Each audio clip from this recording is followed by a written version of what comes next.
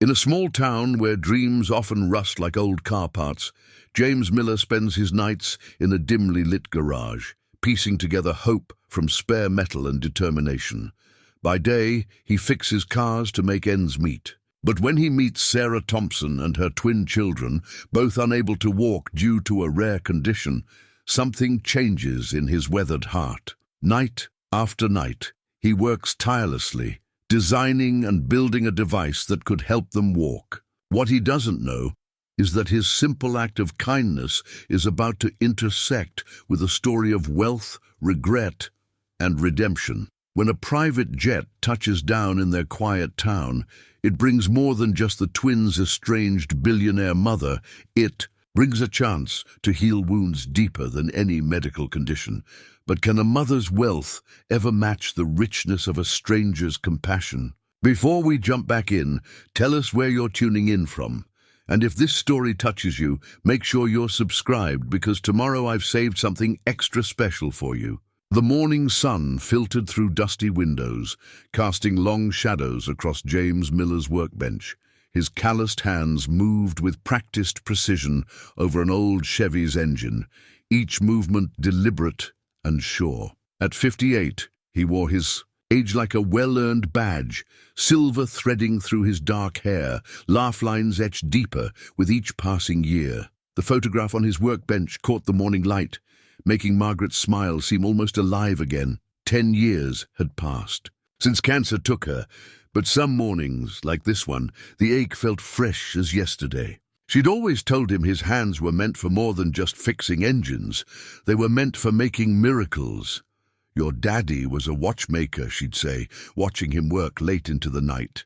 "And you inherited his gift for making broken things whole again." James smiled at the memory, his fingers brushing against the worn frame before returning to his work. Maple Valley wasn't much more than a dot on the map, population barely touching 5,000, but it was home, the kind of place where everyone knew everyone else's business, and a mechanic's reputation was built on trust as much as skill. James had been fixing the town's vehicles for over 3 decades, charging what people could afford rather than what the work was worth. Old Tom Peterson's truck needed new brake lines, but Tom's Social Security check barely covered his medications. James would figure something out. He always did. The parts catalog on his desk was worn thin from endless searching for affordable solutions, each page a testament to years of creative problem-solving. His shop, Miller's Auto Repair, occupied an aging brick building on the edge of Main Street.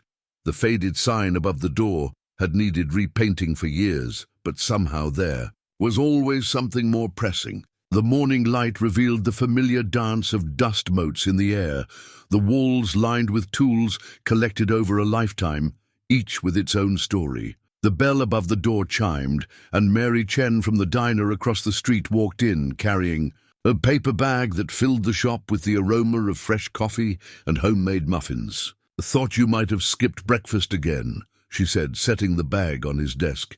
It wasn't charity. They both knew he'd fix her daughter's car next week without charging labor. James accepted the gift with a quiet thank you, remembering how Margaret used to do the same thing.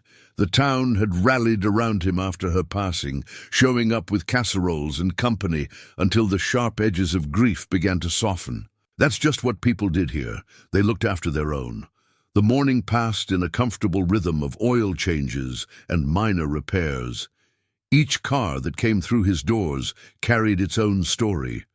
Mrs. Henderson's ancient Volvo that had seen 3 children through college, Deputy Wilson's cruiser with its squeaky brake pedal, young Joey Martinez's first car that needed more work than it was worth. Around noon, while James was deep in the innards of a stubborn transmission, his old radio crackled to life with a familiar tune. Margaret had loved this song. They danced to it at their wedding. He hummed along, muscle memory guiding his hands through the familiar work, while his mind wandered to happier days. The wall behind his desk held his credentials, certifications, earned over decades of keeping up with changing technology, but it was the thank you cards pinned beside them that meant the most. Each one represented someone he'd helped when times were tough, payments accepted in homemade pies, or promises to pay when they could. As the afternoon sun began its westward slide, James wiped his hands on a shop rag and studied his reflection. In the bathroom's scratched mirror, Margaret's voice echoed in his memory. "God gave you those talented hands for a reason, James Miller. Don't you ever forget that." He hadn't forgotten. He just wondered sometimes if fixing cars was all those hands were meant for. The day's last customer picked up their vehicle just as the sunset painted the sky in shades of amber and rose. James stood in the doorway of his shop, watching the streetlights flicker to life one by one.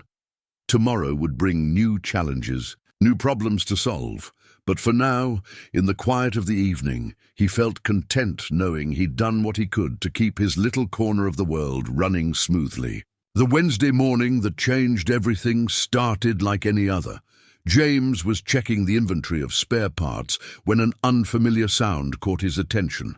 The labored cough of a dying minivan, followed by the distinct scrape of metal. On asphalt, he stepped outside just as a blue Honda Odyssey limped into his lot, trailing a worrying cloud of steam. Behind the wheel sat a woman in her mid-30s, exhaustion etched across her face. But it was the sight in the back seat that made James pause. Two children, maybe 7 or 8 years old, identical down to their worried expressions. Both wore complex leg braces that stretched from their ankles to their hips. "I'm Sarah Thompson," the woman said, climbing out. "We just moved here from Cincinnati. The engine started making noises about 10 miles back, and someone in town said you were the person to see." She glanced back at the van, concern creasing her forehead. "It's not much, but it's all we've got." James nodded, already moving toward the vehicle. "Let's take a look." He popped the hood, and a fresh wave of steam escaped. The twins watched him intently through the window, their faces a mirror of curiosity and apprehension. "I'm Amy," one of them called out, rolling down her window. "And that's Alex. Are you going to fix our car?"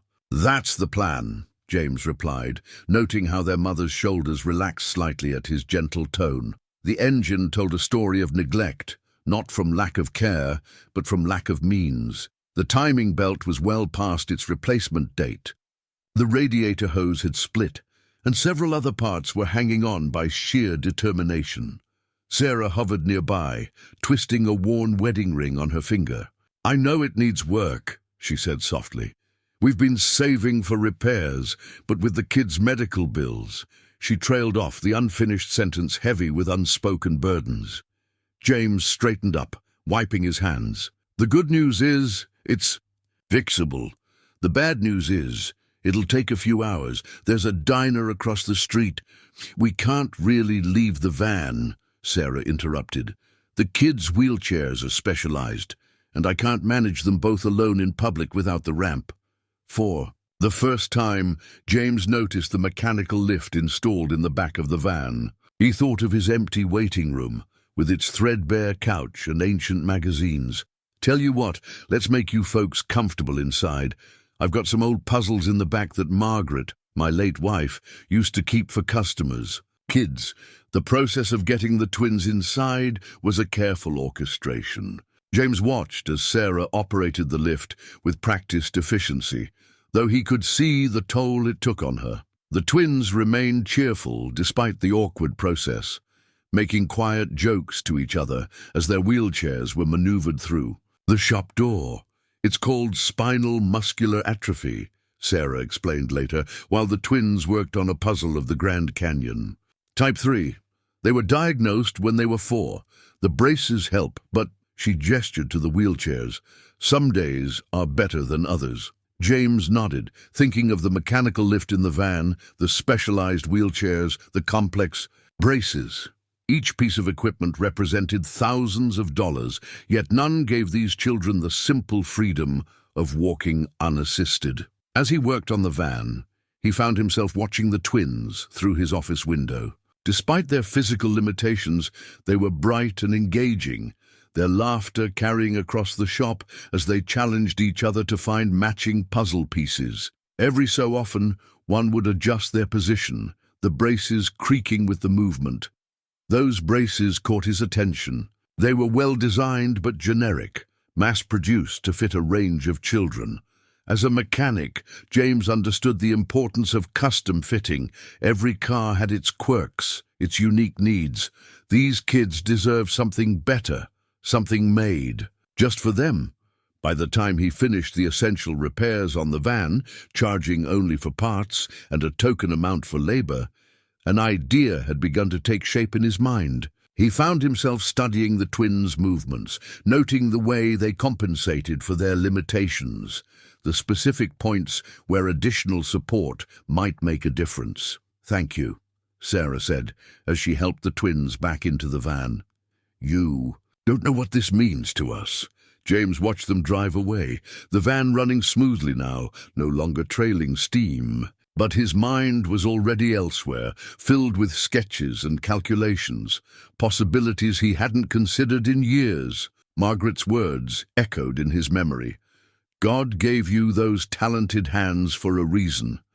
Maybe, just maybe, he was beginning to understand why. That night, James couldn't sleep. The garage light burned well past midnight as he sat at his workbench, surrounded by technical manuals and medical journals pulled from the depths of the internet, his reading glasses perched on the end of his nose as he sketched rough designs on the back of old invoices, each drawing bringing him closer to something that had been missing from his life: purpose. The medical terminology was daunting.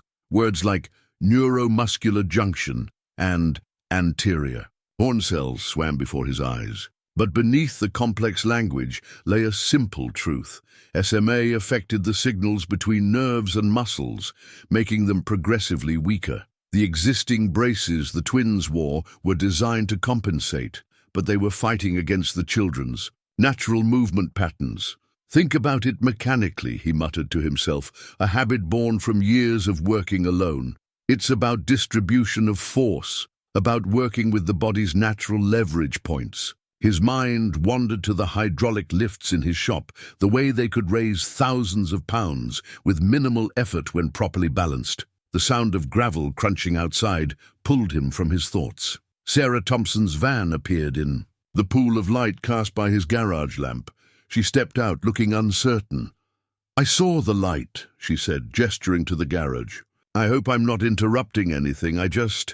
She paused, clutching a manila folder. "I wanted to give you these. They're the twins' medical records. I noticed how you watched them today, how you looked at their braces.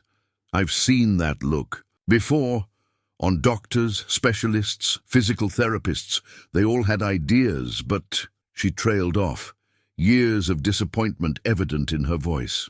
James accepted the folder, noting the thickness of it, the weight of hopes and setbacks contained. Within, "Come inside," he said, pulling up a second stool. "Tell me about what's been tried before." For the next 2 hours, they pored over the documents together. Sarah explained previous attempts at mobility assistance, pointing out what had worked, partially, and what had failed entirely. James listened, asking questions that surprised her with their technical insight. "You understand," she said finally, "that I can't pay you for any of this? We're barely managing the regular physical therapy sessions." James looked at the photograph of Margaret, still watching over his workbench after all these years. "Some things aren't about money," he replied. "But I need you to understand. I'm not a doctor or an engineer. I'm just a mechanic who thinks he might be able to help. A mechanic who fixed our van for almost nothing and stayed up late studying medical journals," Sarah observed quietly. "Why?" The question hung in the air as James gathered his thoughts. "Because every child deserves a chance to walk," he said. Finally, "because I have these hands that can fix things, this workshop full of tools, and too many empty hours. Because," he gestured to the wall of thank you cards, "this town taught me that helping others is how we help ourselves." Sarah studied him for a long moment, then reached into her purse and pulled out a small notepad. "Here's my number. The twins have physical therapy on Tuesdays and Thursdays. Maybe you could come observe sometime, see how they move, what they're working with." As she turned to leave, she paused in the doorway. Mr. Miller, thank you. Not just for wanting to help, but for understanding why we have to try. After she left, James returned to his sketches with renewed purpose. The medical records provided crucial details about the twins' specific condition, their strength levels, their range of motion. He began to see the problem not as an insurmountable medical challenge, but as a series of mechanical puzzles to be solved. In the corner of his workshop, gathering dust, sat his father's old toolbox. Inside were the precision instruments from his watchmaking days, delicate tools designed for tiny, intricate work. James ran his fingers over them, remembering watching his father work, learning that every mechanism, no matter how complex, could be understood with patience and attention to detail. He pulled out his father's notebook, filled with detailed drawings of watch mechanisms. The principles were the same: leverage, balance, the efficient transfer of force, just on a larger scale. As the first light of dawn began to creep into the garage, James finally had a rough design that might work. It wasn't pretty, and it would need countless refinements, but it was a start. He pinned the sketch to his wall, right next to Margaret's photo. "What do you think, love?" he asked the empty room. "Am I crazy to even try this?" The morning sun caught the glass of her frame, making her smile seem to brighten. James nodded to himself. Sometimes the craziest ideas were exactly the ones worth pursuing. The first prototype was a disaster. James stood in his workshop, surrounded by bent metal and failed joints, watching Alex try to take a step. The boy's face was set with determination, but the device creaked ominously, the support points all wrong. When the left brace buckled, James caught Alex before he could fall, his heart pounding with guilt and fear. "It's okay," Alex said, trying to comfort him. "The other ones didn't work at first either." Sarah helped Alex back to his wheelchair, her movements gentle but efficient. "He's right," she added, seeing James's crestfallen expression. "You should have seen the first wheelchair they gave us. Amy kept getting her fingers pinched in the mechanisms." But James couldn't shake the image of Alex almost falling. That night, after they left, he dismantled the entire prototype, laying each piece on his workbench like evidence at a crime scene.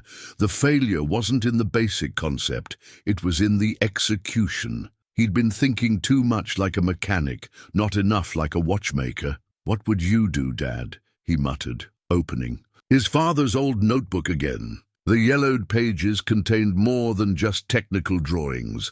They held a philosophy of craft. "Every part must work in harmony," his father used to say. "One gear out of alignment, and the whole mechanism fails." The next attempt was better, but still not right. This time it was Amy who tested it, her small hands gripping the support bars as she tried to stand. The device held, but the movement was too restricted, too mechanical. "It feels like I'm fighting it," she explained, her face scrunched in concentration. James watched her movements carefully, noting every point of resistance. He'd been to 3 of their physical therapy sessions by now, learning the language of muscles and motion. Their therapist, Dr. Chen, had been surprisingly supportive, offering insights into the biomechanics of walking that transformed James's understanding of the problem. "The body wants to move naturally," Dr. Chen had explained. "Our job is to support that movement, not force it." The breakthrough came on a Tuesday morning while James was fixing Mrs. Henderson's Volvo. He was watching the shock absorbers compress and extend, adapting to the changing pressure, when something clicked in his mind. The next prototype incorporated flexible joints that could respond to the twins' movements, working with their bodies instead of against them. Word spread through the small town about what James was trying to do. Old Tom Peterson, who'd been a machinist before retirement, started stopping by with coffee and suggestions.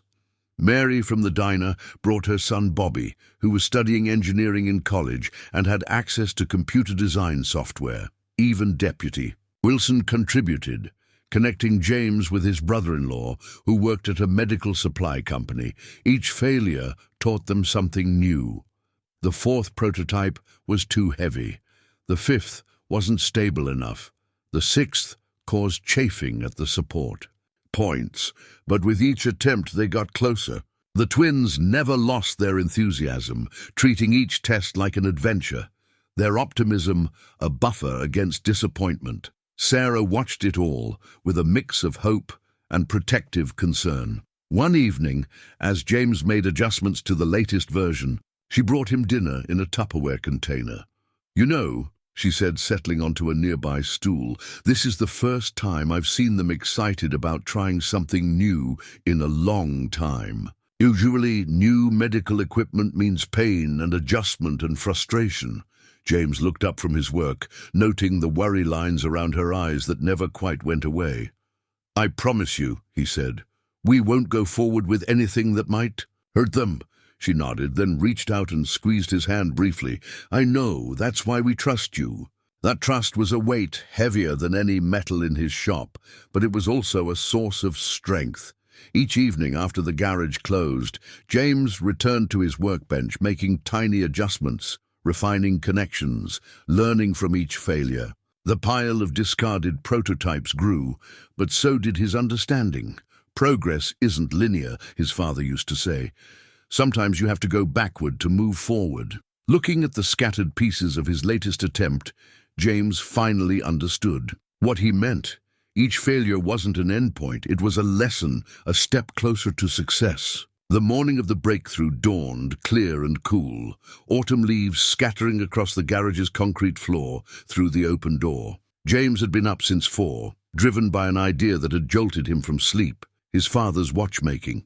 Tools lay spread before him, their precise scales a stark contrast to the larger automotive tools surrounding them. "The secret's in the gearing," he muttered, carefully adjusting a miniature prototype joint. He'd spent weeks trying to solve the problem with standard mechanical parts, but now he understood. He needed to think smaller, more precise.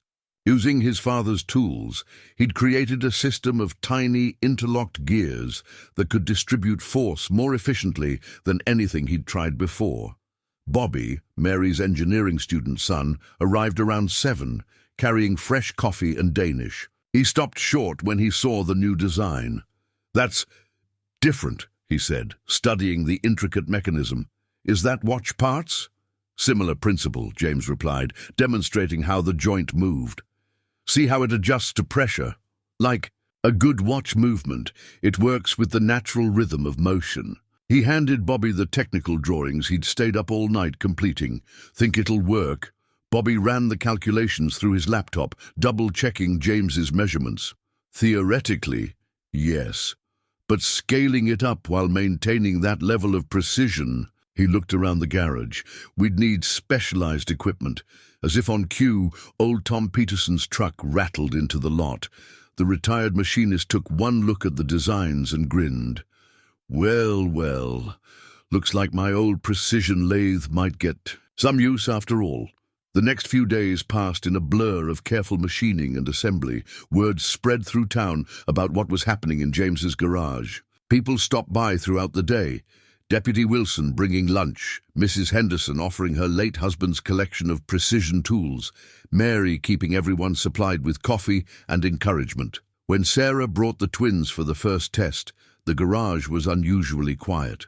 The new devices looked different from the previous versions, sleeker, more elegant. James had spent hours polishing the metal until it gleamed, making sure every edge was smooth, every joint perfect. "Now remember," he told Amy and Alex, who were practically vibrating with excitement, "these are just prototypes. If anything feels wrong, any discomfort at all, you tell me immediately." He looked at Sarah, who nodded her understanding. Dr. Chen had come to observe, her professional curiosity evident as she examined the devices. "The integration with their existing braces is quite clever," she noted. "And these adjustment points. Here, they'll allow for growth?" James nodded. "That was Sarah's suggestion. She reminded me how fast kids this age grow. The actual fitting took nearly an hour." James adjusted each component carefully, watching the twins' reactions to every change. The devices wrapped around their existing braces like exoskeletons, the tiny gear systems barely visible at each joint. Finally, everything was ready. The garage had grown crowded. It seemed half the town had found excuses to stop by. Mary stood in the doorway, gripping Bobby's arm. Old Tom Peterson pretended to be deeply interested in a nearby toolbox, but his eyes never left the twins. Amy went first. James and Sarah helped her stand, the new device moving smoothly with her motion. For a moment she just stood there, swaying slightly, getting used to the feeling. Then slowly she took a step forward. The device moved with her, the gears working in perfect synchronization. Another step, and another. Each movement was cautious but smooth, the support system responding to her natural rhythm just as James had hoped. "It doesn't fight me," she whispered, wonder in her voice. It feels like it's helping." Alex couldn't wait for his turn. With his device fitted, he joined his sister. The twins stood together, supporting each other as they always had, but now with James's invention helping to bear the weight. Their first steps together were hesitant, but each one grew more confident. Sarah pressed her hands to her mouth, tears streaming down her face. James felt a hand on his shoulder and turned to find Mary beside him, offering a tissue for tears he hadn't realized he was shedding. "Look," Alex said, pointing to their shadows on the garage floor. "We're walking together." The small crowd burst into applause, but James barely heard it. He was watching the twins' faces, the joy there, the pure amazement at doing something most people took for granted. In that moment, he felt Margaret's presence stronger than ever. Knew she would have loved this. Dr. Chen was taking notes, her professional demeanor slightly cracked by emotion. "This could help other children," she said quietly to James. "With some refinements, some proper trials." But James was already thinking about improvements. The left joint could be smoother, the right support stronger. Yet watching the twins take careful steps around his garage, their laughter echoing off the walls, he knew they'd crossed a threshold. This wasn't just another prototype. This was the beginning of something bigger than any of them had imagined. Autumn settled over Maple Valley like a warm blanket, painting the trees in shades of gold and crimson. In James's garage, now dubbed the workshop by the twins, the evening light cast long shadows across newly organized workbenches. The space had evolved, with one section dedicated entirely to the walking devices, complete with specialized tools and detailed diagrams pinned to the walls. Sarah had taken to bringing dinner on testing days, usually something homemade that could be eaten. Between adjustments and practice sessions, tonight the smell of her grandmother's lasagna filled the garage as Amy practiced walking in the latest version of her device. "The knee joint feels different," Amy reported, taking careful steps. "Better, I think. More natural." She looked to James for confirmation that she'd used the right technical term. He nodded, watching her movement with practiced eyes. "That's the new bearing system. We calibrated it to match your natural gait." He glanced at Sarah, who was taking notes in a worn spiral notebook. Over the weeks, she'd developed an impressive understanding of the mechanical principles involved. Alex sat nearby, homework spread across James's desk, occasionally looking up to offer commentary on his sister's progress. "You're tilting left again," he called out, like Dr. Chen talked about. The physical therapy sessions had taken on new energy since the breakthrough. Dr. Chen had become an enthusiastic collaborator, her medical expertise helping refine the device's design. She'd started documenting everything, talking about medical, journals and conferences, but James's focus remained on the immediate improvements he could make for the twins. "Mr. Miller," Amy said, pausing in her circuit of the garage, "can you tell us another story about when you were a watchmaker's son?" The request had become a familiar part of their evening routine.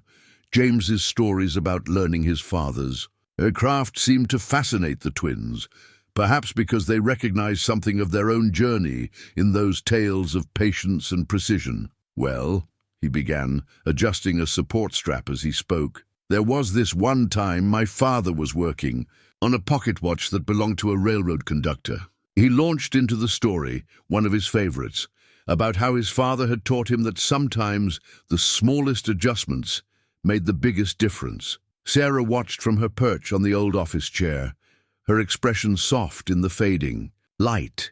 These evening sessions had become precious to all of them, creating a rhythm as natural as the mechanical movements they were perfecting.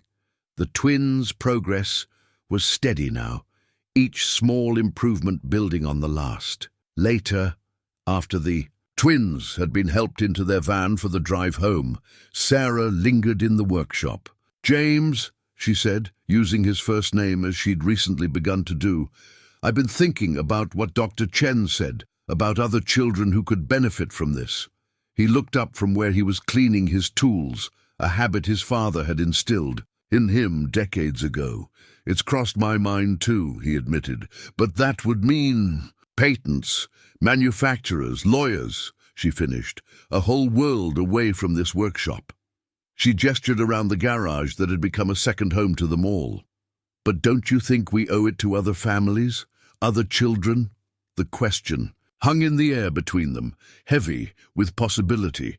James thought about the photograph of Margaret, about his father's tools, about the way this project had filled an empty space in his life he hadn't even known was there. "We," he repeated softly, noting her choice of words. Sarah colored slightly but didn't look away. "Yes, we. Unless I'm presuming too much?" James shook his head, feeling something warm and unexpected unfurl in his chest. "No," he said. "You're not presuming too much at all." The moment stretched between them, comfortable and full of unspoken understanding. Finally, Sarah cleared her throat. "I should get the kids home. It's a school night." But she paused at the door, looking back at the workshop that had become so much more than just a garage. "Thank you," she said, "for not just fixing things, but for showing us how to believe in possibilities again." After she left, James sat at his workbench, looking at the latest set of technical drawings. Sarah was right. Other children could benefit from this. The thought was both exciting and terrifying. He looked at Margaret's photograph, at his father's tools, at the thank you cards on the wall. Sometimes the biggest breakthroughs weren't just mechanical, he realized. Sometimes they happened in the heart. It started with a YouTube video. Bobby, trying to document the mechanical principles for his engineering thesis, had recorded the twins walking in the workshop. With Sarah's permission, he posted it on his small channel dedicated to innovative engineering solutions. None of them expected what happened next. "James!" Mary burst into the garage one morning, tablet in hand. "Have you seen this?" She thrust the device at him, showing a counter that read over 100,000 views. The comment section was filled with messages from parents of children with similar conditions, all asking the same question: where can we get this? Dr. Chen's phone started ringing too. Medical colleagues across the country wanted information about the device. "They're calling it the Miller Movement System," she told James, showing him emails from prestigious research hospitals. "I've got 3 department heads asking to schedule calls."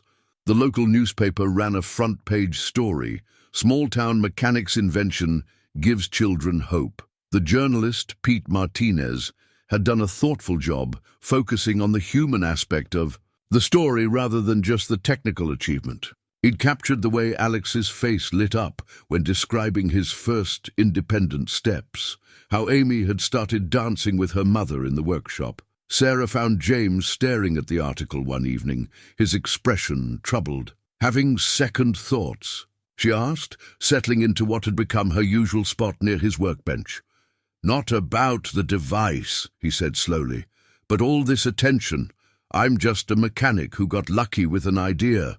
What if we can't reproduce the results? What if it only works for Amy and Alex because we've spent months fine-tuning everything?" She reached over and turned off the local news station, which was running yet another segment about the miracle invention. "You're not just a mechanic," she said firmly. "You're someone who saw a problem and refused to accept that it couldn't be solved. And you're not alone in this." As if to prove her point, old Tom Peterson walked in, carrying a stack of papers. "Been talking with my nephew at the patent office," he announced. "He says we need to file protection papers soon, word's spreading fast." The twins were taking it all in stride, though they'd begun to notice the stares and whispers when they practiced walking outside the workshop. "We're famous on the internet," Alex declared one afternoon, showing James a TikTok video someone had made about their story. "But Mom says we're not allowed to read the comments." Bobby had started receiving emails from major engineering firms, offering internships and wanting to know more about the device. Dr. Chen was fielding calls from medical device manufacturers. Even Deputy Wilson reported that the mayor wanted to discuss some sort of civic recognition. "It's bigger than us now," Sarah said one evening, after another long day of interviews and demonstrations. The twins were practicing their walking exercises while Bobby filmed detailed close-ups of the joint mechanisms for documentation. James nodded, watching Amy execute a perfect turn, something that would have been impossible just months ago, maybe. "That's not a bad thing," he said slowly. "Your question about other children, this might be the answer. The local TV station sent a crew to do a feature story." James tried to deflect attention to the technical aspects, but the reporter seemed more interested in the personal angle. "What made you decide to help these children?" she asked, camera rolling. James looked at Margaret's photograph, then at Sarah and the twins. "Sometimes," he said carefully, "life gives you a second chance to do something meaningful. You just have to be willing to recognize it when it comes." The story aired that evening. James watched it with Sarah and the twins. In his workshop, all of them crowded around the small TV he kept for checking weather reports. The piece was surprisingly moving, capturing the warmth and hope that had grown in this unlikely space. "You know what this means?" Sarah said after the twins had fallen asleep on the old couch, worn out from their exercises. "Everything's going to change." James looked around his workshop, at the familiar tools and the new innovations they'd created together.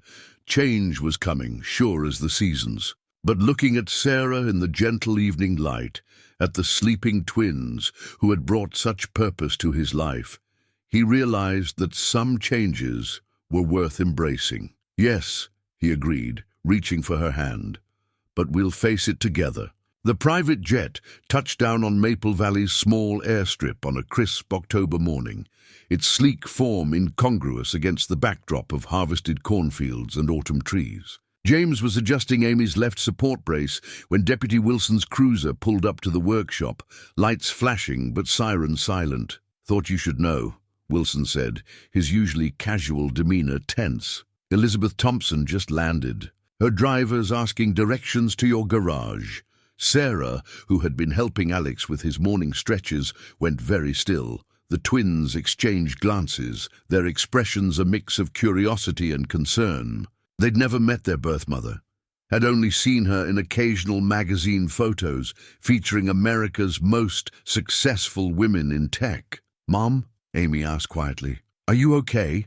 Before Sarah could answer, the sound of expensive tires on gravel announced the arrival of a black Mercedes. James instinctively stepped closer to Sarah and the twins, watching as a tall woman in an impeccable business suit emerged from the back seat. Elizabeth Thompson carried herself with the assured grace of someone accustomed to commanding rooms, full of executives.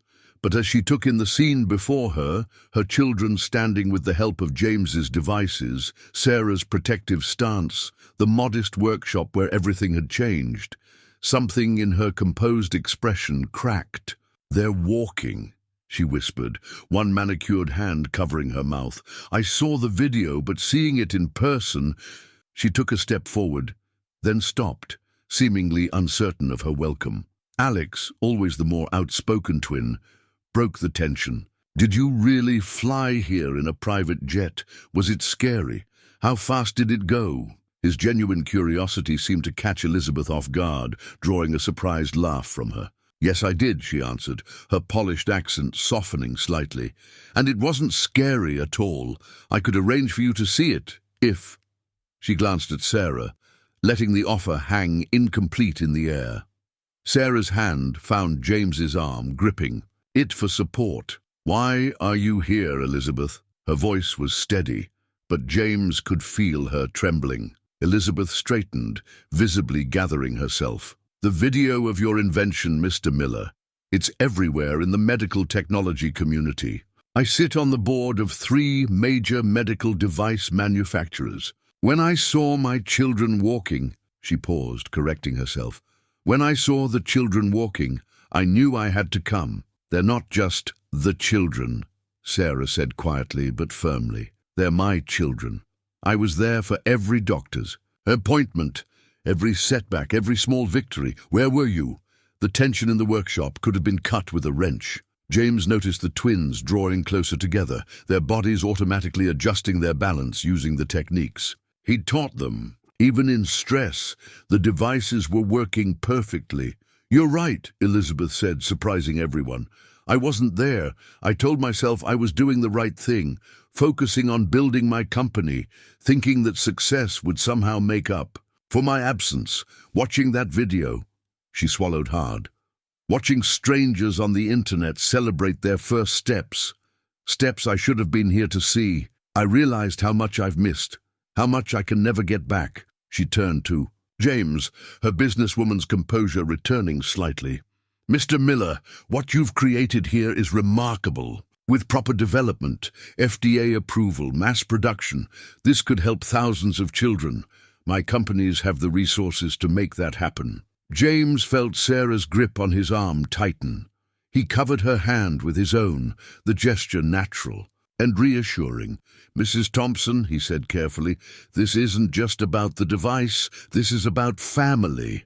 Elizabeth looked around the workshop, at the twins' homework spread across his desk, the collection of family photos that now included recent snapshots of Amy and Alex practicing their walking, the comfortable way Sarah moved through the space, as if she belonged there. "I'm beginning to understand that," she said softly. Then with visible effort, she turned to Sarah. "I'm not here to disrupt your family.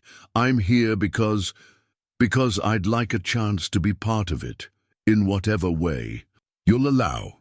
And because I have resources that could help turn Mr. Miller's invention into something that could help children everywhere." The twins had been watching this exchange with unusual quietness. Now Amy spoke up, her voice thoughtful. "Mom always says that sometimes the best families are the ones we build ourselves."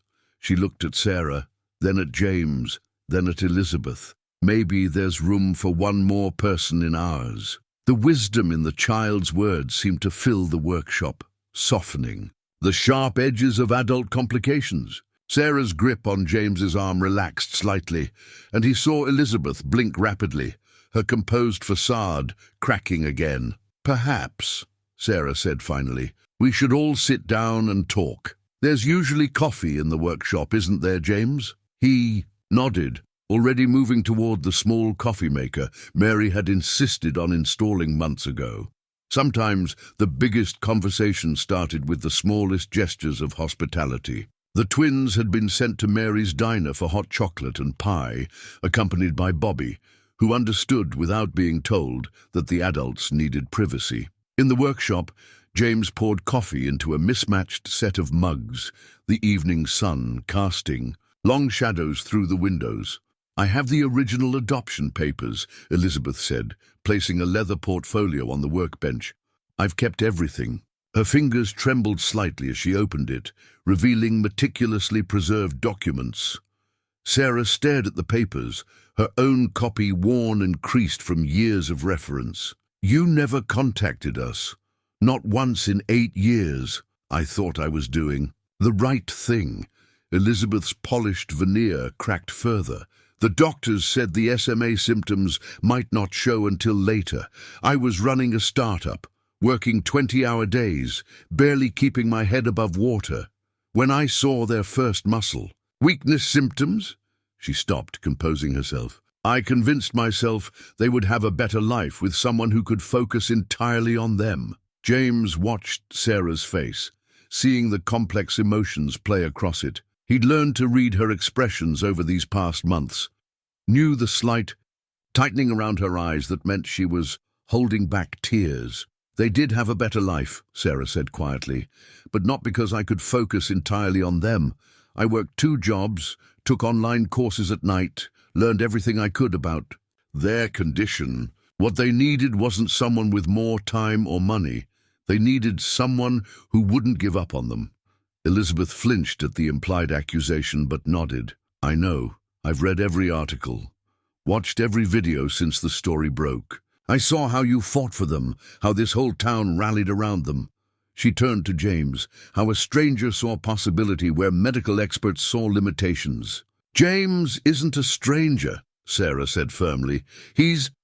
She paused, looking at him with an expression that made his heart skip. He's family now. Elizabeth studied them both, understanding dawning in her eyes. I'm not here to disrupt what you've built, she said softly, but I do have something you need to know. She pulled another document from her portfolio.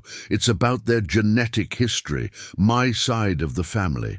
Sarah leaned forward, her professional training as a nurse's aide taking over. The document was a detailed genetic analysis completed at one of the country's top medical institutes. I had it done years ago, after the diagnosis, Elizabeth explained. The SMA gene, it runs in my family. I didn't know when I was pregnant. But there's more. Information about how the condition might progress, treatments that are still in development. She looked at James. Information that might help you refine your invention.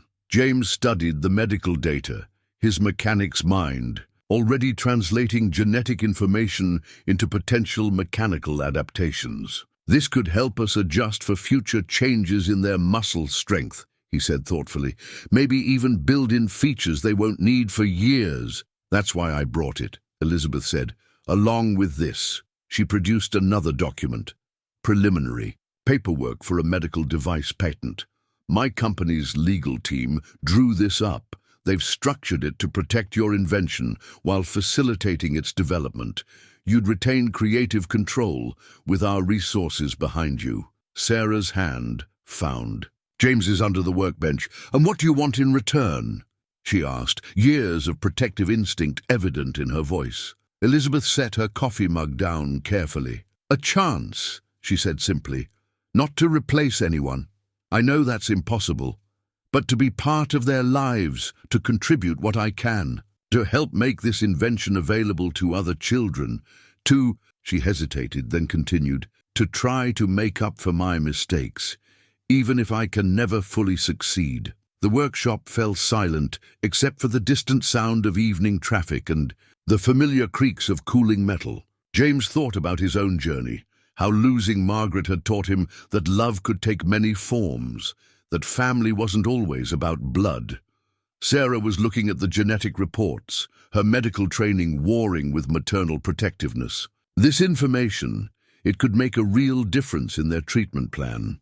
And the patent protection, James added gently, would mean we could help other families without risking losing control of how it's used. Sarah nodded slowly, years of single-handedly carrying the weight of decisions finally showing in her posture. We'll need to think about this, she said. Talk to the twins. They're old enough to have a say. Elizabeth stood, gathering her composure, like a familiar coat. Of course, I'll be staying at the Valley Inn. Take all the time you need. She paused at the door, looking back at the workshop that had changed everything. Thank you for listening, for giving me a chance I'm not sure I deserve. After she left, Sarah and James sat in comfortable silence, their coffee growing cold. Finally, Sarah spoke. What do you think? James looked at the patent papers, the genetic reports, then at the photograph of Margaret. I think, he said carefully, that sometimes the best innovations come from unexpected collaborations. The presentation room at Maple Valley Medical Center hummed with anticipation.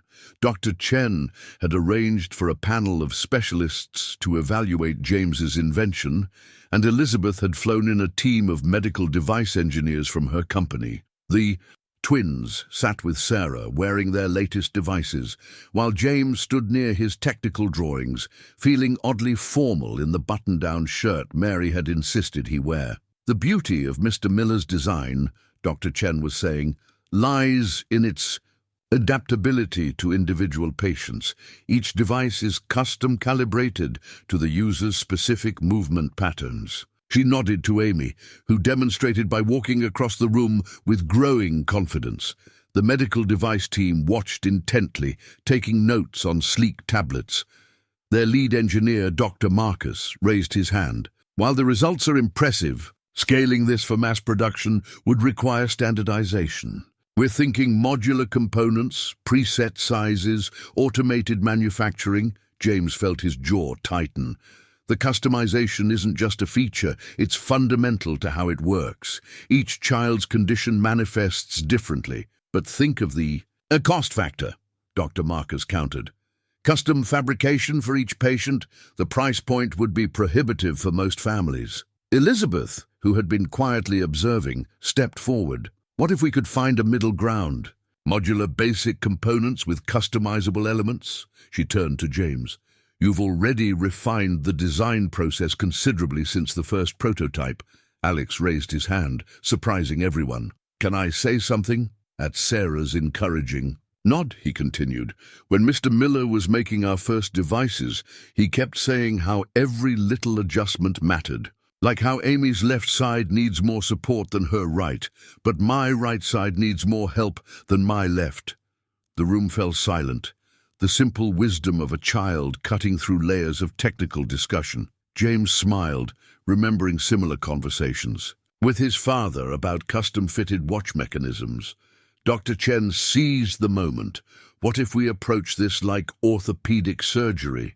Standard procedures adapted to individual patients. She began sketching on the whiteboard, drawing from months of observing James's work. The discussion continued for hours.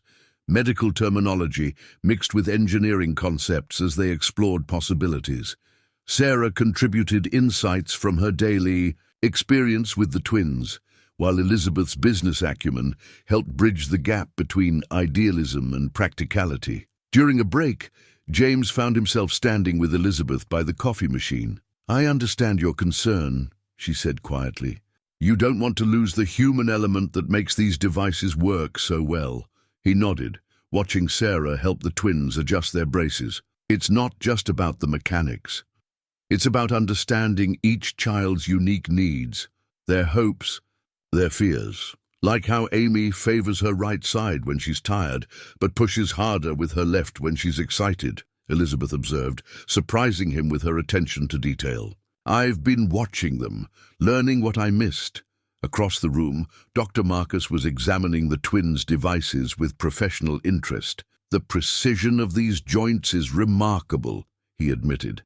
Almost like watchmaking on a larger scale.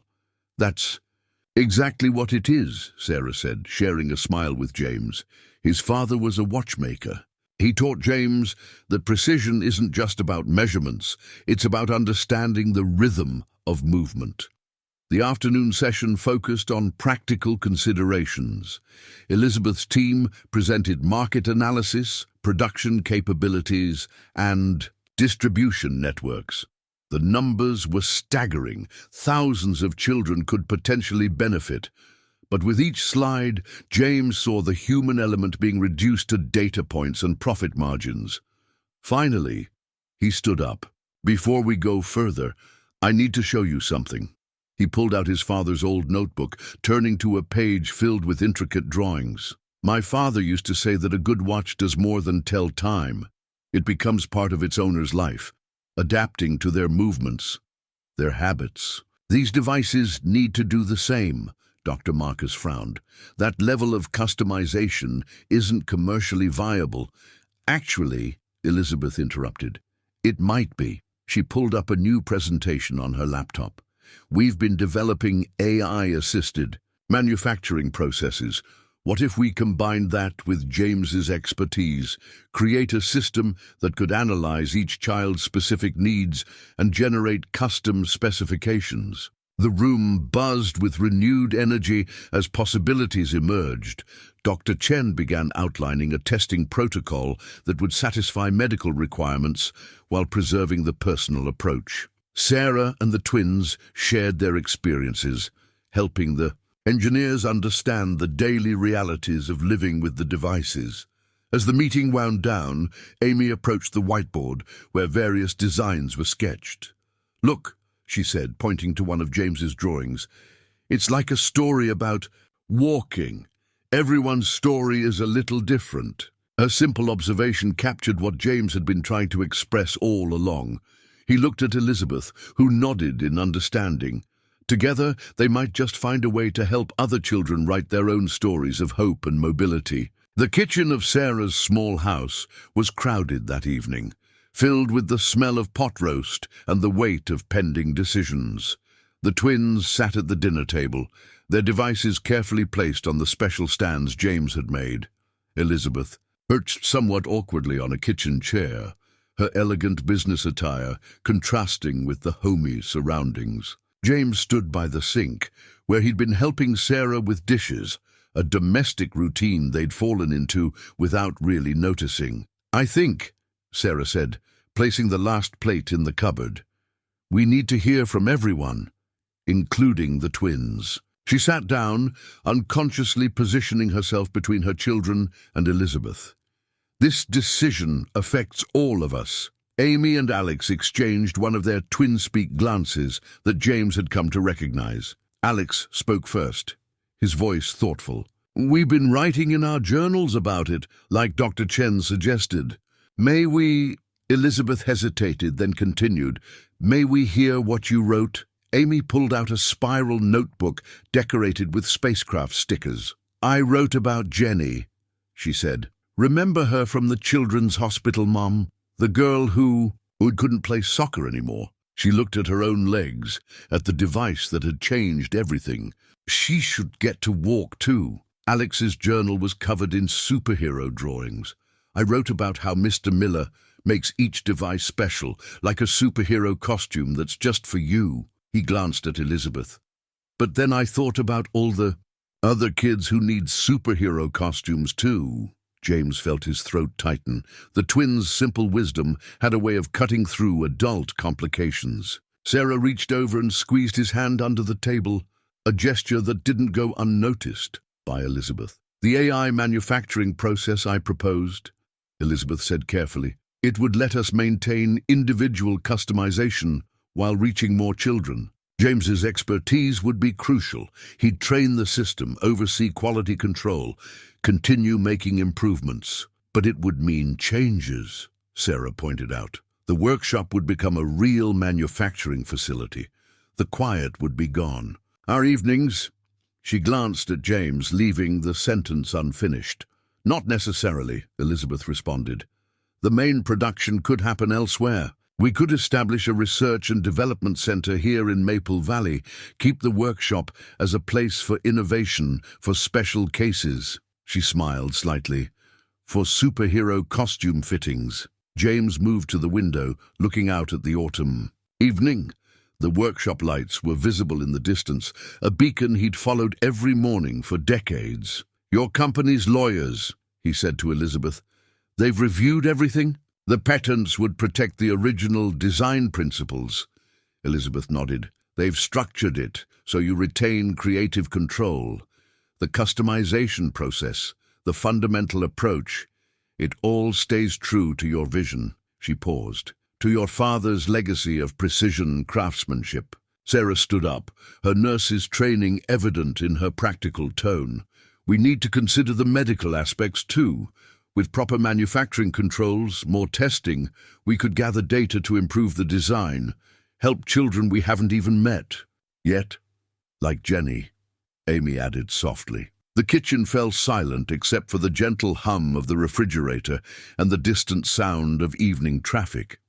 James thought about his father, about Margaret, about how life had led him here, to this kitchen, to this family, to this choice.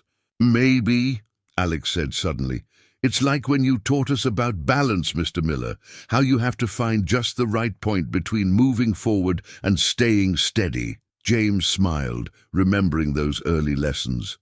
"You might be right, buddy." He looked at Sarah, saw his own mixture of hope and uncertainty reflected in her eyes. Then he turned to Elizabeth. "If we do this, we do it right, No shortcuts, no compromising on quality for profit. Elizabeth straightened, her business persona settling over her like a familiar coat. I'll have my team draw up detailed proposals. Everything transparent, everything in writing. She softened slightly. And perhaps we could schedule regular family dinners to stay connected through all of this. Sarah's hand found James's again, stronger this time. One step at a time, she said, but her tone was gentle, like we taught the twins. Amy closed her journal, the spacecraft stickers catching the kitchen light. Mom always says that the best choices are the ones that help other people while staying true to yourself. James looked around the kitchen, at the twins who had brought him a new purpose, at Sarah who had brought him new love, at Elizabeth who had brought new possibilities. Sometimes the biggest mechanical challenges weren't in the devices themselves, but in finding the right balance between progress and preservation. Well, then, he said quietly, I suppose we have our answer. The transformation of Miller's auto repair happened gradually over the winter months. The old brick building remained, but inside, spaces evolved like the seasons. The front still served as a garage. James couldn't bring himself to turn away. The regular customers who'd trusted him for decades. But the back section had become something entirely new. State-of-the-art manufacturing equipment shared space with James's traditional tools, the old and new existing in careful harmony. Elizabeth's team had listened when he insisted on keeping his father's workbench, understanding that some things carried value beyond their obvious function. It's like a bridge, Dr. Chen observed one morning, watching James demonstrate his fitting technique to a group of medical engineers. Between craftsmanship and technology, between past and future, Sarah, who had reduced her nursing aid hours to help manage the growing operation, nodded in agreement. She'd developed an uncanny ability to translate between James's practical knowledge and the technical language of the medical team. See how he reads the patient's movement, she explained to a visiting specialist. It's not just about measurements. It's about understanding how each person naturally wants to move. The twins had become unofficial ambassadors for the project. Their progress had exceeded everyone's expectations, and their easy way of explaining the devices to other children proved invaluable during clinical trials. It's like having a friend who knows exactly how to help you, Amy told a nervous young girl during a fitting session. Sometimes it needs to learn about you, but then it becomes part of how you move. Elizabeth had kept her word about maintaining the personal touch. The AI system she'd promised was sophisticated enough to learn from James's expertise, incorporating his insights into each design while allowing for mass production of basic components. But the final customization still required human judgment, something James insisted on. Technology can measure angles and forces, he explained during a board meeting, feeling more comfortable in his workshop clothes than he had in the beginning. But it can't measure hope. It can't understand the look in a child's eyes when they take their first independent step. The meeting room recently added to the building was an interesting blend of corporate and comfortable. Elizabeth had insisted on proper facilities for visiting medical professionals and investors, but Mary's touch was evident in the homey details: fresh flowers, comfortable chairs, and always a plate of cookies from the diner. One snowy afternoon, James found Elizabeth studying his father's old notebook, her fingers hovering over the detailed drawings. These principles, she said, not looking up, they're at the heart of everything we're doing here, aren't they? The attention to individual needs, the precise calibration. Dad used to say that every watch had its own personality, James replied, settling into the chair beside her. Guess the same is true for people. And the devices that helped them, the production line they'd established, reflected this philosophy. Standard components were manufactured with precision, but the assembly and calibration remained hands-on. James had trained a small team of local craftspeople, including old Tom Peterson's grandson, who showed a natural talent for the delicate work. Sarah had transformed the old customer waiting area into a fitting room warm and welcoming rather than clinical. Children came from across the country now, but the atmosphere remained that of a small-town workshop where everyone was family. "Watch this," Alex called out one afternoon, demonstrating a new capability in his device. He executed a careful turn, smoother than ever before. The visiting production engineer made notes, while James spotted the slight adjustment needed in the left support. "It's learning with him," Sarah explained to Elizabeth, who had flown in for their weekly progress review. "As Alex gets stronger, James modifies the device to encourage more independent movement." Elizabeth nodded, her business acumen mixing with maternal pride. The adaptive design possibilities are remarkable. Each device becomes a case study that improves the whole system. The integration extended beyond the workshop. Sunday dinners had become a regular thing. With Elizabeth flying in when she could, the initial awkwardness had mellowed into something comfortable, if not quite conventional. The twins delighted in having both mothers present, each bringing different perspectives to their lives. One evening, as James worked late adjusting a prototype, he heard familiar footsteps. Sarah entered carrying 2 cups of coffee, followed by Elizabeth with a stack of patient files. "The latest trial results are promising," Elizabeth said, settling into what had become her usual spot. "But we thought you should see this feedback firsthand." Sarah placed 1 coffee cup near James's tools. She knew he preferred it within reach, but not too close to his work area. "The parents' observations are particularly interesting. They're seeing changes we hadn't anticipated." James picked up his father's calipers, tools that had measured watch parts, now being used to fine-tune life-changing devices. The workshop hummed with the sound of old and new equipment working together, a rhythm as natural as heartbeats. "You know," he said, studying the patient feedback, "Dad used to say that the best innovations don't replace the old ways. They build on them, enhance them, give them new purpose." Sarah and Elizabeth shared a knowing look. In their different ways, they had all found new purpose here, in this space where past and future merged, where technology met humanity, where a simple mechanic's dream had grown into something extraordinary. Maple Valley's community center had never seen such a gathering. The old building's main hall was transformed, decorated with strings of lights and children's artwork depicting their dreams of movement. A banner stretched across the front wall, celebrating 1 year of steps and stories. James stood near the back, watching as families filled the space. Children wearing his devices mixed with those still waiting for fittings, all of them sharing the same light of possibility in their eyes. He spotted Jenny, Amy's friend from the hospital, taking her first tentative steps with a new device, while her parents filmed on their phones. "Quite a change from fixing carburetors, isn't it?" Mary appeared beside him, carrying a tray of her famous cinnamon rolls. She'd coordinated the refreshments with military precision, ensuring every dietary requirement was met while maintaining her diner's home-style touch. "Sometimes I still can't believe it," James admitted, adjusting his tie. Sarah had insisted on formal wear for the occasion. A year ago, this was just an idea in an old garage. The twins were holding court near the center of the room, surrounded by other children eager to hear their story. Amy demonstrated a smooth pivot turn, while Alex explained how the device adapted to each person's unique way of moving.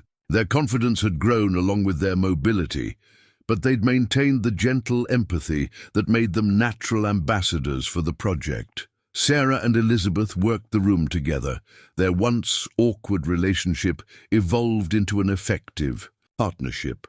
Sarah's practical medical knowledge complemented Elizabeth's business acumen, and their shared love for the twins had bridged most of their remaining gaps. Mr. Miller, a small voice drew his attention. A girl about the twins' age looked up at him, her new device catching the light. "I wanted to show you something." She took several careful steps, then executed a small dance move they'd been working on in her latest fitting. "Mom says it's like having magic legs." Before James could respond, Dr. Chen clinked her glass for attention. The room quieted as she took the small stage they'd set up. 1 year ago, she began. A mechanic with a watchmaker's hands and a father's heart decided to solve a problem others had deemed impossible. The screen behind her lit up with images, the original workshop, the first prototype, the twins' early steps. But this celebration isn't just about technical innovation. It's about community, about family, about believing that everyone deserves a chance to write their own story of movement. Sarah joined James at the back of the room, slipping her hand into his. Elizabeth stood nearby, her usual corporate polish softened by evident emotion, as she watched the twins demonstrate their latest capabilities to the crowd. "And now," Dr. Chen continued, "we have something special to announce." She gestured to Elizabeth, who stepped forward. "The Thompson-Miller Foundation for Adaptive Movement is now officially launched," Elizabeth announced. "Every child who needs one of these devices will receive one, regardless of their family's financial situation." She paused, composing herself. "Because some things are more important than profit margins." The applause was interrupted by Alex's voice. "Can we show them the surprise now?" He and Amy were practically bouncing with excitement. James nodded, and the twins hurried to the side room. They returned, pushing his father's old workbench, restored and modified. One end held traditional watchmaking tools, the other contained modern calibration equipment. "This will be the centerpiece of our new training center," Sarah explained to the crowd, "where we'll teach others to carry on the tradition of custom-fitted devices. Because every child's journey is unique, and every story matters." Old Tom Peterson raised his glass. "To James Miller," he called out, "who proved that sometimes the best innovations come from the heart as much as the hands." As the celebration continued, James found himself by the workbench, running his fingers over the worn wood that held so many memories. The twins joined him, one on each side. "Mom says you're going to teach other people to make the devices," Amy said, "so more kids can have them." "That's right," James replied, "but we'll make sure each one is special, just like the first ones. We made for you too, like your dad taught you about watches?" Alex asked, touching one of the old tools with careful reverence. "Exactly like that." James looked around the room, at Sarah discussing patient care with a group of medical professionals, at Elizabeth showing potential donors through a presentation on her tablet, at Mary organizing the next round of refreshments with cheerful efficiency, at all the children moving in their own unique ways, each device as individual as its wearer. The old workbench stood as a bridge between past and future, much like the devices themselves. Simple mechanical principles refined through generations of craftsmanship, now helping write new stories of hope and movement. "Your father would be proud," Sarah said softly, rejoining them. "So would Margaret," James nodded, unable to speak for a moment. Sometimes the best celebrations were the ones that honored the past while embracing the future. The morning after the celebration, James arrived at his workshop to find Elizabeth waiting, a thick envelope in her hands and an unfamiliar nervousness in her bearing. Sarah's car was already parked outside, and through the window he could see her and the twins inside, their expressions suggesting they were in on whatever was coming. "Before we start the day," Elizabeth said as he unlocked the door, "there's something we need to discuss." She followed him into the workshop, where the morning sun painted stripes across his father's workbench, now restored to its former glory after its appearance at last night's celebration. "The foundation announcement wasn't the only thing we've been working on," she continued as Sarah and the twins gathered around. "I've been talking with my legal team, and more importantly with Sarah and the children." James felt Sarah's hand slip into his, a gesture that had become as natural as breathing. The twins practically vibrated with contained excitement, reminding him of the early days of testing their devices. Elizabeth laid the envelope on the workbench. "This building, this land, it's been your life's work, James, but it's also become something more, a place of healing, of innovation, of family." She took a deep breath. "I'd like to purchase it, but not in the way you might think." She opened the envelope, spreading out legal documents across the worn wood. These established the Miller Innovation Center as an independent entity. The property, the equipment, everything would belong to the center. You would be its director, with complete creative control. Sarah would be head of patient care. The foundation would provide ongoing funding, ensuring that financial concerns never compromise the work. James stared at the papers, his mechanic's mind trying to grasp the implications. But the auto repair business would continue exactly as it is, Elizabeth assured him. That's non-negotiable. This community needs its mechanic, and these innovations grew from that foundation. We're not replacing anything. We're building on what's already here. Alex tugged at James's sleeve. Mom, Elizabeth showed us the plans. There's going to be a training room where kids can practice, and a special area for making new devices, and a library, Amy cut in, with all of your father's books and notes, so other people can learn like you did. Sarah squeezed his hand.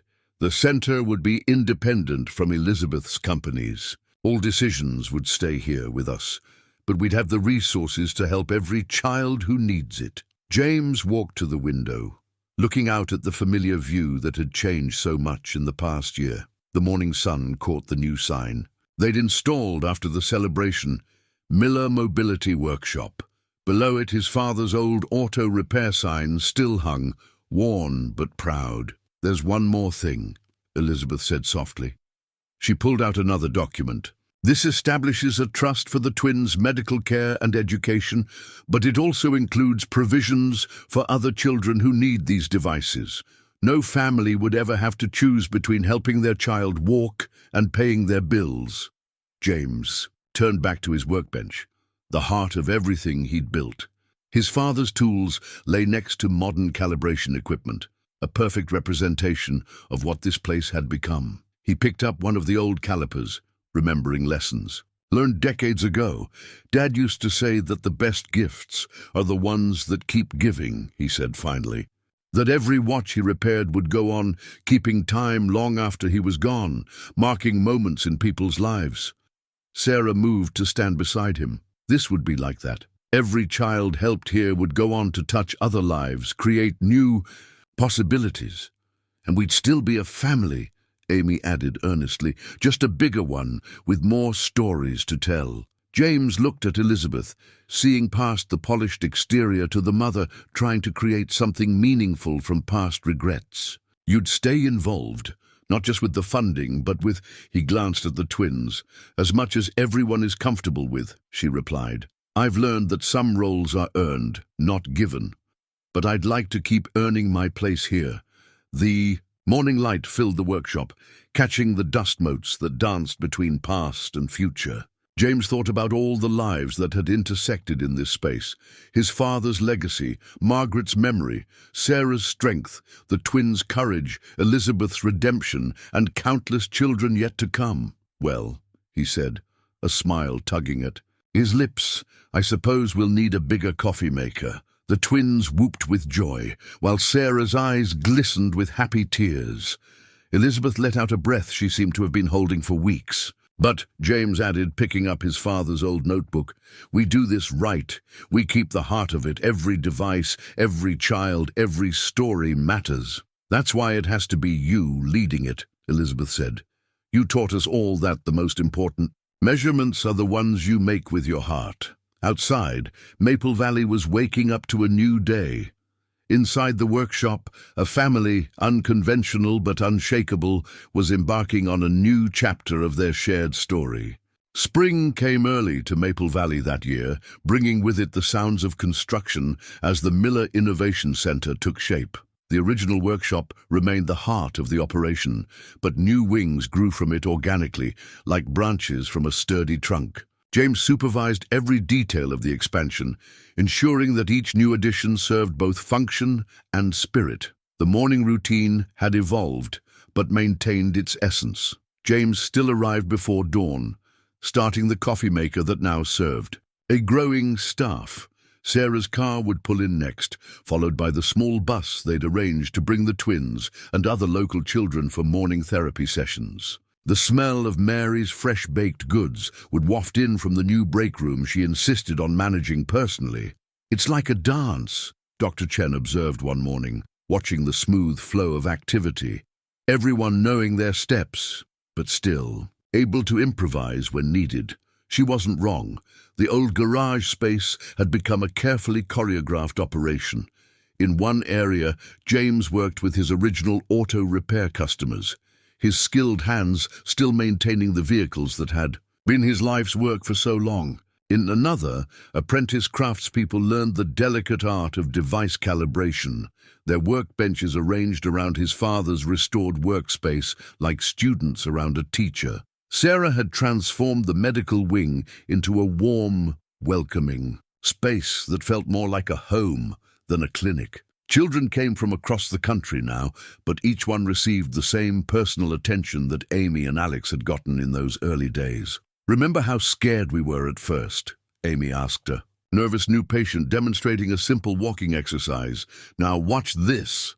She executed a perfect twirl, her device moving in perfect harmony with her body. The training program had become something special, combining James's practical wisdom with modern therapeutic techniques. Old Tom Peterson taught precision metalwork to engineering students, while Bobby, now graduated and employed full-time, integrated cutting-edge design software with traditional craftsmanship. Elizabeth visited regularly, but not just for business meetings. She'd taken to joining the twins for their therapy sessions, learning the daily rhythms of their lives she'd missed for so long. One morning, James found her in the workshop's new library, poring over his father's old notebooks, the way he wrote. "About watches," she said, looking up as he entered. "It's exactly how you talk about the devices, each one unique, each one holding someone's hopes in its mechanisms." The Foundation's work had exceeded everyone's expectations. Word spread through medical communities worldwide, bringing inquiries from doctors and researchers eager to learn. But James insisted that every innovation be tested in the real world of their workshop before being approved for wider use. "Theory is important," he explained to a visiting medical team, "but understanding comes from working directly with each child, seeing how they move, how they adapt, how they grow." Sarah had become an unexpected bridge between the medical and mechanical aspects of their work. Her years of nursing experience, combined with what she'd learned watching James work, gave her a unique perspective that proved invaluable in training new staff. "It's not just about the devices," she told a group of new therapists. "It's about understanding the whole story, the child, the family, the daily challenges and triumphs." The twins thrived in their role as peer mentors, their natural empathy helping new patients overcome their fears. Alex had developed a talent for explaining technical details in child-friendly terms, while Amy's gentle encouragement helped parents navigate the emotional journey. One quiet evening, as James made final adjustments to a new device, he heard familiar footsteps, Sarah bringing their evening coffee. They'd recently moved in together, merging their lives as naturally as their work had merged. "Penny, for your thoughts?" she asked, settling into her usual spot. James smiled, testing a joint's movement. "Just thinking about Dad. He always said that the best work creates ripples that go on long after we're gone, like the ripples from that first device you made for the twins." She nodded. "Look at all the lives it's touching now." Through the window, they could see Elizabeth's car pulling up for her weekly dinner visit with the twins. The awkwardness of those early days had mellowed into something comfortable, not conventional perhaps, but genuine. "You know what Alex said yesterday?" Sarah continued, watching Elizabeth gather papers from her car. "He said we're like one of your devices, lots of different parts working together to help people move forward." James set down his tools, considering this. The workshop hummed with evening activity, therapy sessions winding down, apprentices cleaning their stations, Mary organizing tomorrow's supplies, each person moving in their own rhythm, but all part of the same dance. "Smart kid," he said finally. "Guess that's what new beginnings are really about. Not starting over, but building on what's already there." Sarah leaned against him, both of them watching their expanded family and mission take shape around them. Outside, spring flowers bloomed. In the garden, the twins had started, adding splashes of color to the familiar industrial landscape. Like everything else here, it was a perfect blend of growth and tradition, of holding on and moving forward. 2 years after the Innovation Center's opening, James stood at his workbench early one morning, making final adjustments to a special project. The twins' original devices, now outgrown, sat before him like old friends. He'd preserved them carefully, planning to display them in the center's new museum section, a testament to where it all began. "Can't believe how small they look now," Sarah said, entering with their morning coffee. At 16, the twins had hit growth spurts that necessitated regular device adjustments, each change marking another milestone in their journey. The center had grown too, but thoughtfully, like rings in a tree trunk. The original workshop remained, unchanged, a working tribute to craftsmanship. Around it, modern facilities housed research labs, training spaces, and therapy rooms. Yet somehow, it had kept its soul. "Dad would have loved this," James said, carefully cleaning the original devices. "Not just the technical achievements, but how it's helped people connect." He glanced at the wall of photographs that had replaced his old collection of thank you cards. Hundreds of faces, each with their own story of movement and hope. The morning's peace was broken by the twins' arrival. They burst in with their usual energy, but now it was directed toward purpose rather than just enthusiasm. Amy carried a tablet loaded with patient data she'd been analyzing for her advanced biology project, while Alex clutched designs for a modification he'd been developing. "Adjustment calculations for growing kids are showing a pattern," Amy announced, pulling up her research. "I think we can predict growth spurts more accurately now, maybe even pre-program some of the adaptations." James smiled, remembering the little girl who'd once been afraid to take a single step. Now she was helping design the next generation of devices, combining her lived experience with a brilliant analytical mind. Alex spread his drawings across a workbench. "And look at this. If we modify the joint mechanism here, it could help kids who want to play sports. Jenny's basketball team needs something more flexible." The morning staff began arriving, many of them parents of former patients who'd trained to become technicians or therapists themselves. Each brought their own understanding of the journey, their own commitment to paying it forward. Elizabeth's regular video call came through on the main screen. She'd scaled back her corporate responsibilities to focus on the foundation, though. She still traveled frequently, establishing similar centers around the world. "The Tokyo facility opens next month," she reported, her image slightly pixelated but her excitement clear. "They're using the training protocols you developed, James, but adapting them for their local needs. Just like you always said, every community, every child, needs their own approach." Sarah, who now directed patient care for the entire network of centers, pulled up her own data. "The long-term studies are showing remarkable results. It's not just about mobility anymore. We're seeing improvements in confidence, social interaction, academic performance. Because they can focus on living instead of just moving," Amy interjected, her insight born from experience. The workshop had become a gathering place for medical researchers, engineers, and families. Dr. Chen, now heading their research department, led regular symposiums where traditional craftsmanship met cutting-edge science. But James insisted that every new development be tested in real-world conditions before being approved. "Theory and practice," he'd tell new apprentices.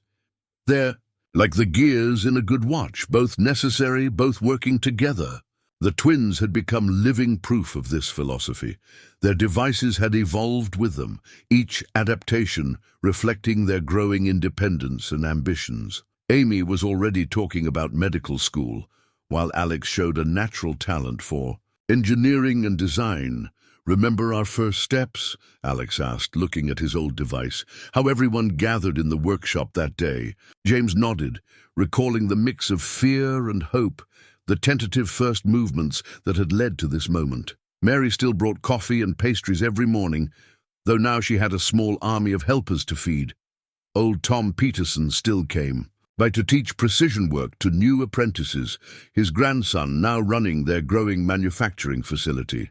The afternoon brought a new family, parents with familiar worry lines, a child with determined eyes. James watched as the twins naturally gravitated toward them, sharing their story, showing their own devices, demonstrating what was possible. It's more than just walking, Amy explained to the wide-eyed child. It's about finding your own way, to move through the world.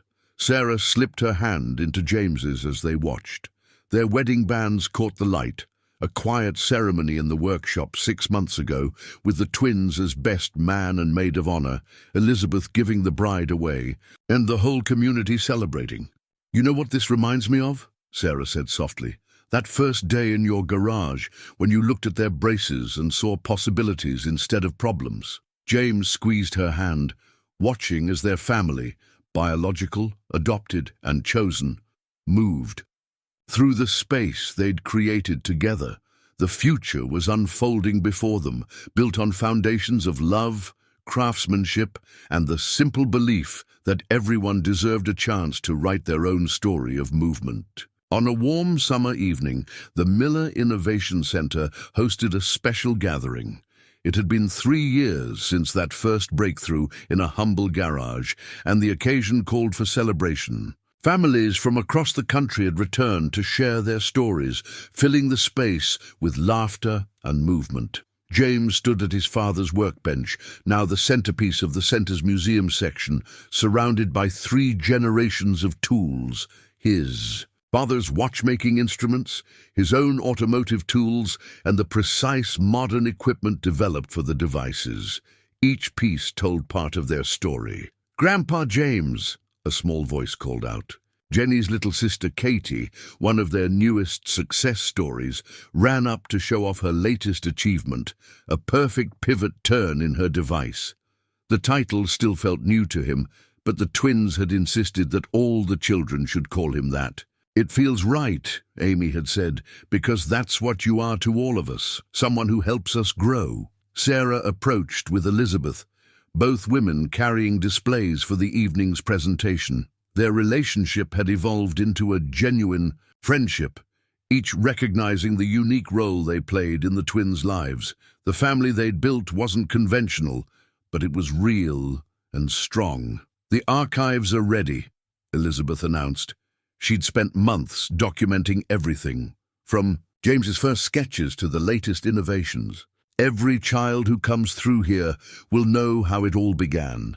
The twins, now confident teenagers, moved through the crowd with easy grace. Amy helped younger children practice their movements, while Alex explained technical details to interested parents. They'd grown into their roles naturally, their own journey becoming a source of hope for others. "You know what I remember most about that first day," Sarah said, joining James at the workbench. "Not the broken van or the medical terms. I remember the way you looked at the twins, not with pity, but with possibility." Mary arrived with a special celebration cake, old Tom Peterson, following with coffee for everyone. Dr. Chen was showing a group of medical students through the training facility, while Bobby demonstrated the latest design software to visiting engineers. Each person who'd been part of the journey had found their place in this expanding family. Dad used to say that time was precious because it couldn't be stopped or reversed, James said, picking up one of his father's old calipers. But he also said that good work lives on, touching lives long after we're gone. The evening's highlight was a video compilation of success stories, children taking first steps, playing sports, dancing at recitals. Each clip represented countless hours of work, adjustments, and dedication.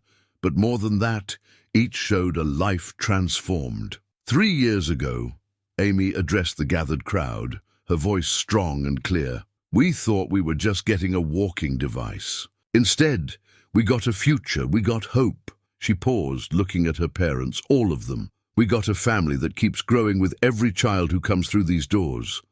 Alex joined her, adding, and we learned that sometimes the biggest breakthroughs don't come from big laboratories or famous doctors. Sometimes they come from a mechanic who looks at a problem and sees a possibility. The center had become more than just a medical facility.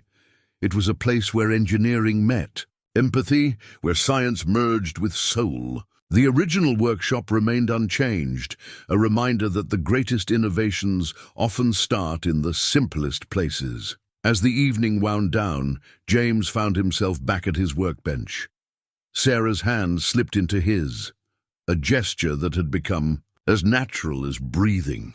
Through the window, they could see the sun setting behind the center's new wings, painting the sky in shades of possibility. "Remember what Margaret used to say," he asked softly, "about how God gives us talents for a reason?" Sarah nodded, leaning against him. She was right, but I think she forgot to mention that he also gives us family to help us use those talents. The twins joined them, followed by Elizabeth. Around them, the center hummed with life and purpose. Children practiced their movements, parents shared stories of progress, and staff prepared for another day of changing lives. "You know what this reminds me of?" Alex said, picking up one of his grandfather's old watchmaking tools.